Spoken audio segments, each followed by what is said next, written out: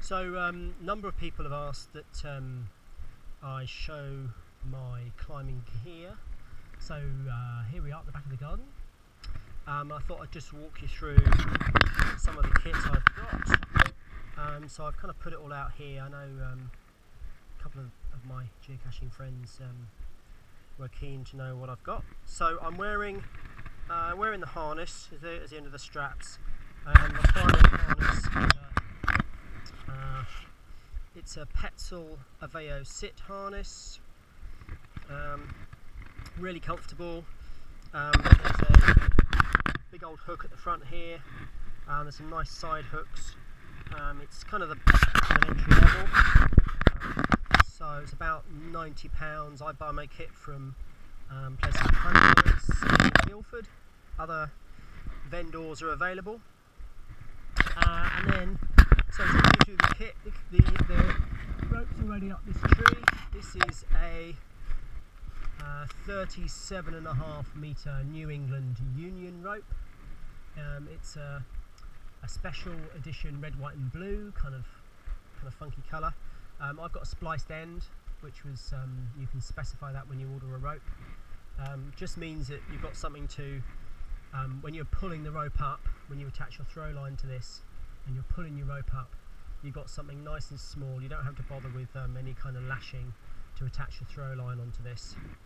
You can just go straight onto the splicing, and they can provide them with spliced ends if you want them. So I've got a 37.5 or 37 metres, which so far is more than enough. It's 12.5mm rope, so it's quite a thick, chunky thing.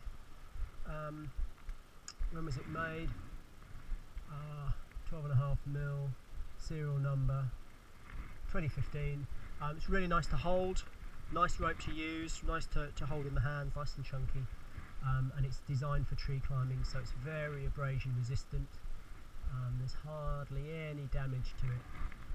Very abrasion resistant outer and a tough core. So it's a specific tree climbing rope. If you try and use a rock climbing rope on a tree, you'll trash it within about 3 climbs. The rope will just be ruined. Throw line, so let's look at the throw line kit. So I've got a Stein throw cube set, which is this blue thing right here, which is, to be honest, a really neat kit. I've not seen one before. Camera in the right angle. So it kind of lives like this, with everything together in your bag. You open it up, put it on the ground, open it up, and then there's 2 loops on either side, and you put a foot on each loop, and then lift, and the foot can stay there, twist. That's a very good demo. There we go. And then you've got a little cube. The beauty is that it keeps all your throw line in one place. It doesn't get messed up with all the leaves and twigs. You can keep your throw line in it. I don't need to do anything else. I've just got my 10-ounce throw bag, and then I use a little quick release hitch, so I can just release it nice and quickly if I want to. And then on the end I've got a little small carabiner that I can attach the rope to, attach it to the end of that, and then attach the splice of my rope. Let's go and do that while we're here, like that. So this bit you'd throw over the tree, and then when you pull it back down, you'd pull your rope over like that. So really nice, simple system. Big fan of this throw cube. Makes life so much easier when managing a throw line. And then to pack up, follow the instructions, just close and then fold and fold, little Velcro strap, and you are done. My bag, I got a Stein bag recently because I was running out of space. It's a big old Stein climbing bag, which is quite nice. It's got rucksack straps, which is kind of neat. Alright, so the business end to get rigged up, with 2 Prusiks and a carabiner. This is a DMM snap gate, so it's not a screw gate, it's a dead easy snap gate. You twist push down and then release, so you can't really go wrong. And then I climb double rope, so you fall over one branch cleanly. So first step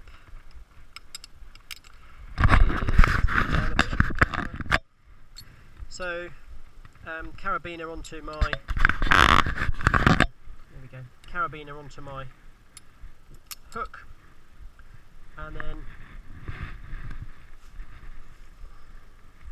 so we use a prusik knot, which is a friction hitch. So I'll tell you what, before we do that, let's get the rope onto here so it doesn't keep flapping about. Splice end onto that. Okay, now let's do a friction hitch. So it goes through once, through twice, through a third time. So I do a 3 wrap, a triple wrap for the prusik I'm going to climb on, and then for my foot I do a double wrap, just because it makes it easier to slide it up. The more wraps you do, let's get the camera back on. The more wraps you do, the more friction it is when you're moving the hitch around. I also quite like to dress it, so there's this, the prusiks I use is I use a Marlow 0.6. They've got this splice already done, so there's no knot, and it's also nicely rubberized. It's really nice to use as a foot prusik. So it's 0.6 pre-made prusik loop, really strong. The only thing I like to do is to make sure that when you clip onto your carabiner, you're not on the edge of this, because then when you pull up, the carabiner keeps falling off the edge of here and giving you the fright of your life. Nothing wrong with it, it just makes a thunk noise, and so just dress it so you're off the end, and then that goes into there as well. So there's my prusik, first prusik, the one I actually climb on.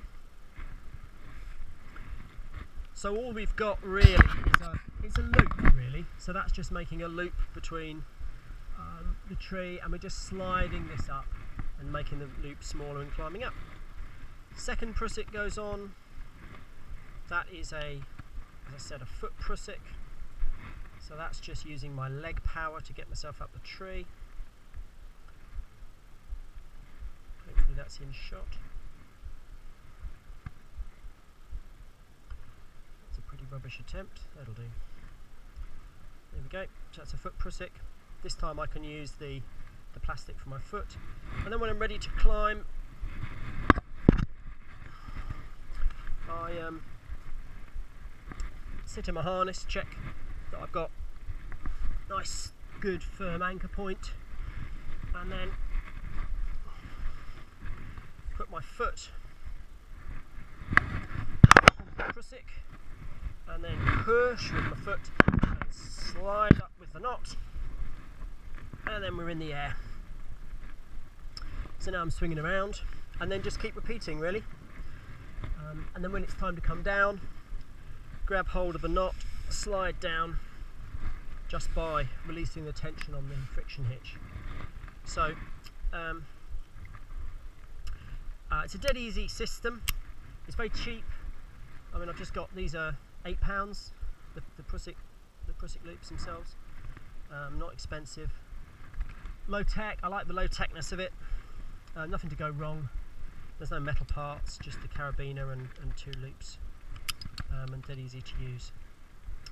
The other thing I've got, which I love very dearly, is this contraption. This is a lanyard, so I use it as a secondary point of anchorage in a tree.